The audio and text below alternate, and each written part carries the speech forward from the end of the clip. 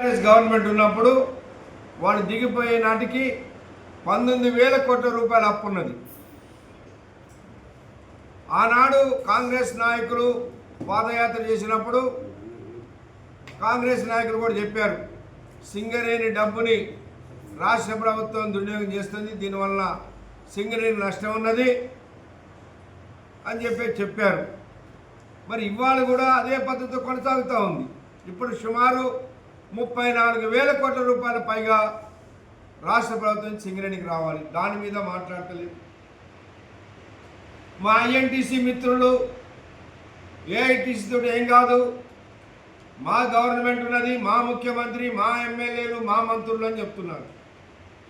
మరి ఆ ఐఎన్టీసీ నాయకులైనా కనీసం వాళ్ళ గవర్నమెంట్ రాష్ట్ర ప్రభుత్వంతో మాట్లాడి సింగరేణికి రావాల్సిన డబ్బులు ఇప్పిస్తే ఆ నాయకులను మేము సన్మానం చేస్తాం.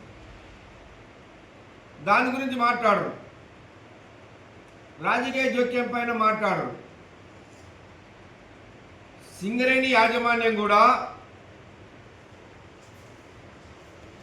గెలిచిన సంఘం ఏదైతే స్ట్రక్చర్డ్ మీటింగ్లో అంగీకరించిందో మేనేజ్మెంటు, వాటిని కూడా సర్కులర్ ఇవ్వకుండా